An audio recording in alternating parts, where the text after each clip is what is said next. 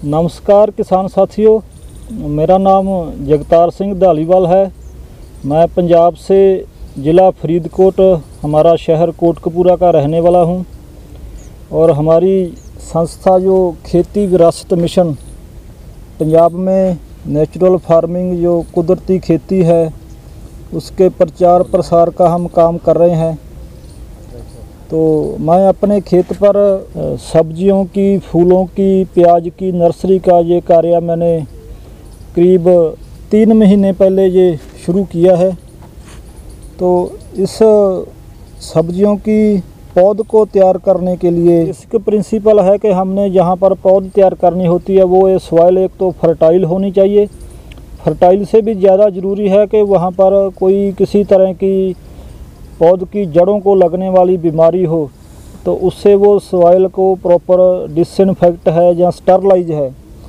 जो normally chemical farming में किसान भाई हमारे पौध तैयार करते हैं तो उसको वो स्टरलाइज करने में, डिसइंफेक्ट करने में काफ़ी जो फंगीसाइड वगैरह है वो यूज करते हैं।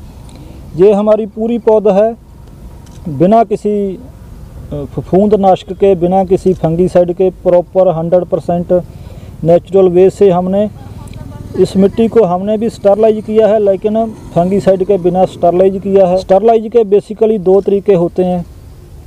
हमने तो समय के अभाव में क्विक स्टरलाइजेशन की है, लेकिन जो सबसे बढ़िया मेथड होता है, पहले आपने साइट सिलेक्शन करनी होती है। जहाँ पर आपने पौध बोनी है वो जगह का चयन करना है, उसको फाइनलाइज करना है कि जहाँ पर हमने पौध बोनी है।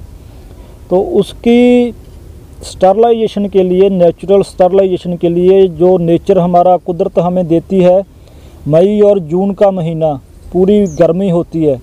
उस गर्मी के महीनों में हमें ज़मीन को पूरा उसको खोदना है, ट्रैक्टर से उसकी जुताई करनी है। जुताई करने के बाद चारों तरफ उसके एक मेड़ बनाकर उसको पूरे के पूरे खेत को हमने जहाँ पौध लगानी है वो पूरा पानी से भरना है। पानी भरने के बाद जब पानी ज़मीन में चला जाएगा उसके बाद हम एक ब्लैक पॉलीथीन शीट लेके उसको चारों तरफ से मिट्टी से दबा के उसको 48 घंटे के लिए सोलर स्टरलाइजेशन करना है। धूप से मिट्टी गर्म होगी, ऊपर से हमने उसको काले शीट से कवर किया है। तो हमारी 1 फीट जो मिट्टी है वो नेचुरली उसमें जो भी फंगस है, वो जो बैक्टीरिया है, जो वायरस है, जो नेमाटोड्स हैं, काफ़ी हद तक वो सारे के सारे उसमें ख़त्म होंगे हीट से। 48 घंटे के लिए हमने उसको कवर करके रखना है। तो 1 फीट लेयर हमारी वो प्रॉपर प्योर हो जाएगी। अब हमने एक बार तो सारा साफ़ कर दिया, उसके बाद फिर हम उसमें जो हमारे माइक्रोब्स हैं उनको इनोकुलेट करके उसके बाद फिर उस पर हम बिजाई करेंगे।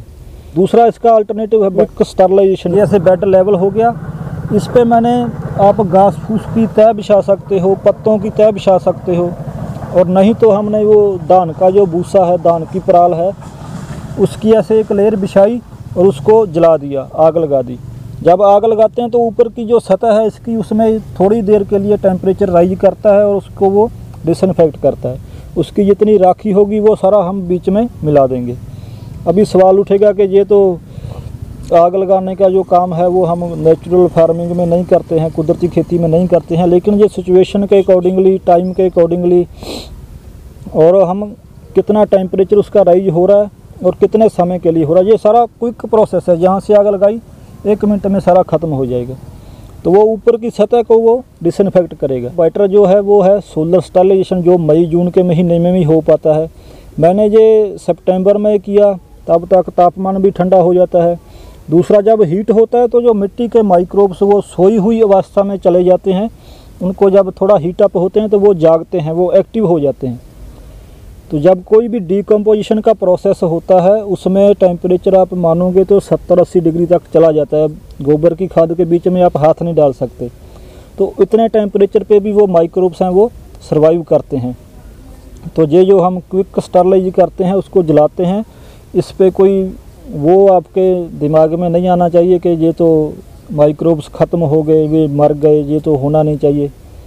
तो ऐसे क्वेश्चंस आ सकते हैं, लेकिन वो उसकी क्लैरिटी यही है कि वो टेम्परेचर माइक्रोब्स वो माइनस में भी रहते हैं, 0 पे भी रहते हैं, और वो आग में भी सर्वाइव करते हैं, काफ़ी टेम्परेचर को वो झेलते हैं।